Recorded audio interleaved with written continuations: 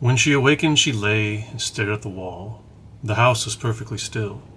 She had never known it to be so silent before. She heard neither voices nor footsteps, and wondered if everybody had got well of the cholera and all the trouble was over. She wondered also who would take care of her now her Ayah was dead. There would be a new Ayah, and perhaps she would know some new stories. Mary had been rather tired of the old ones. She did not cry because her nurse had died. She was not an affectionate child, and had never cared much for anyone. The noise and hurrying about and wailing over the cholera had frightened her, and she had been angry because no one seemed to remember that she was alive. Everyone was too panic-stricken to think of a little girl no one was fond of. When people had the cholera, it seemed that they remembered nothing but themselves. But if everyone had got well again, surely someone would remember and come to look for her. But no one came, and as she lay waiting, the house seemed to grow more and more silent. She heard something rustling on the matting, and when she looked down, she saw a little snake gliding along and watching her with eyes like jewels. She was not frightened, because he was a harmless little thing who would not hurt her, and he seemed in a hurry to get out of the room. He slipped under the door as she watched him. "How queer and quiet it is," she said. "It sounds as if there was no one in the bungalow but me and the snake." Almost the next minute she heard footsteps in the compound, and then on the veranda. They weren't men's footsteps, and the men entered the bungalow and talked in low voices. No one went to meet or speak to them, and they seemed to open doors and look into rooms. "What desolation," she heard one voice say. "That pretty, pretty woman. I suppose the child too? I heard there was a child, though no one ever saw her." Mary was standing in the middle of the nursery when they opened the door a few minutes later. She looked an ugly, cross little thing, and was frowning because she was beginning to be hungry and feel disgracefully neglected. The first man who came in was a large officer she had once seen talking to her father. He looked tired and troubled, but when he saw her, he was so startled that he almost jumped back. "Barney," he cried out, "there is a child here, a child alone, in a place like this. Mercy on us, who is she?" "I am Mary Lennox," the little girl said, drawing herself up stiffly. She thought the man was very rude to call her father's bungalow a place like this. "I fell asleep when everyone had the cholera, and I have only just wakened up. Why does nobody come?" "It is the child no one ever saw," exclaimed the man, turning to his companions. "She has actually been forgotten." "Why was I forgotten?" Mary said, stamping her foot. "Why does nobody come?" The young man, whose name was Barney, looked at her very sadly. Mary even thought she saw him wink his eyes, as if to wink tears away. "Poor little kid," he said. "There is nobody left to come." It was in that strange and sudden way that Mary found out that she had neither father nor mother left, that they had died and been carried away in the night, and that the few native servants who had not died also had left the house as quickly as they could get out of it, none of them even remembering that there was a Missy Sahib. That was why the place was so quiet. It was true that there was no one in the bungalow but herself and the little rustling snake. All right, this is from Secret Garden, the last portion of the first chapter by Frances Hodgson. I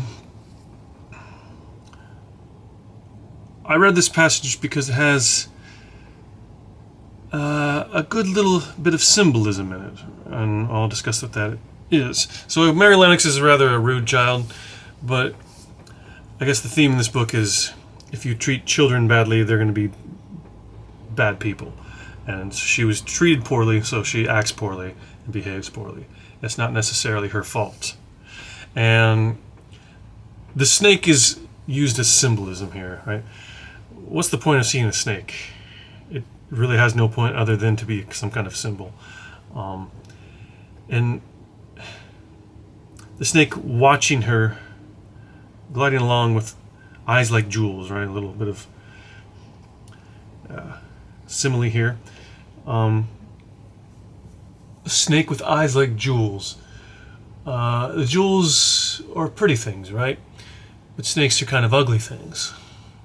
I'm generally speaking, and generally snakes are connotated with mean things, mean-spirited people, the devil, the serpent, right? Evil. So this is just a little bit of evil, right? It's a little snake. It's a little bit of evil. It can't hurt her. It might frighten her a little bit. It's harmless. It's a harmless little thing. It will not hurt her, right? So the evil that she has as a child at this point, it's not gotten to the point where it's going to consume her for the rest of her life. So she can overcome it. This is how the symbolism works in this little passage, right? The snake will grow, right? Like her. Eventually, it'll get bigger and it'll become more evil, and she could become more evil if she continues in this way.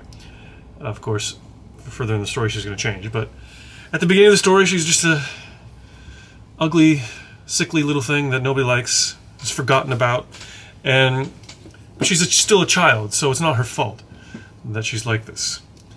I mean, we're not talking about psychology here. We don't know what her personality is. There's no such thing going on when this book is written. This is the author's perspective, right? Children, if they're treated poorly, will behave poorly. Anyhow, and there's some irony throughout this passage, right? There are two men who came to find people, and she says, "Why does nobody come?" Well, you're talking to somebody who came.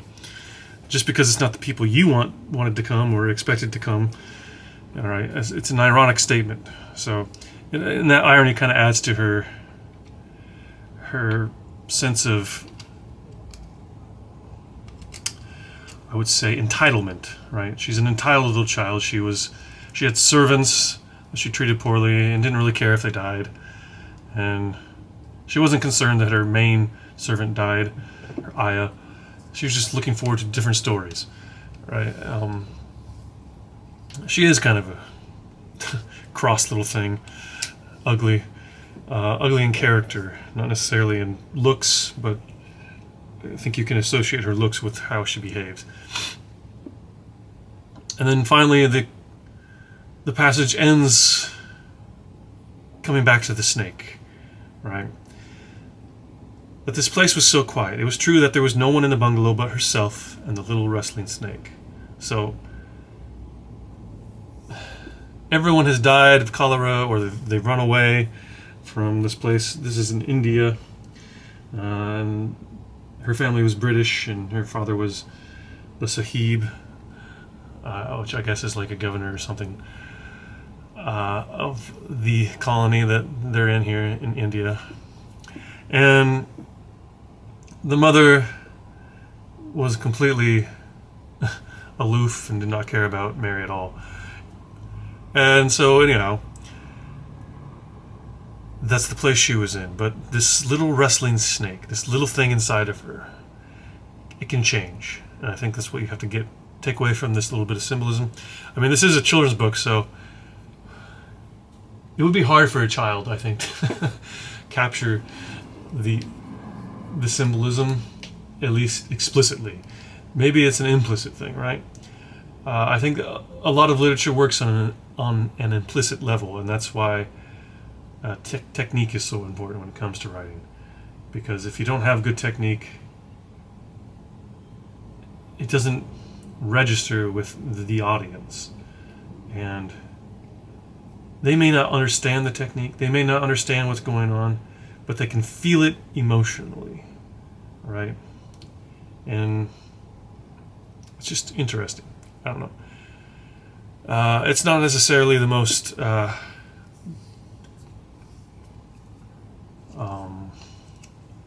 amazing symbolism. It's pretty commonplace symbolism that you're going to find in ancient stories, right? It's not groundbreaking, is my point, but it's effective. It's a children's story, so even children's stories can have great technique. There you go. Secret Garden by Frances Hodgson. Take care.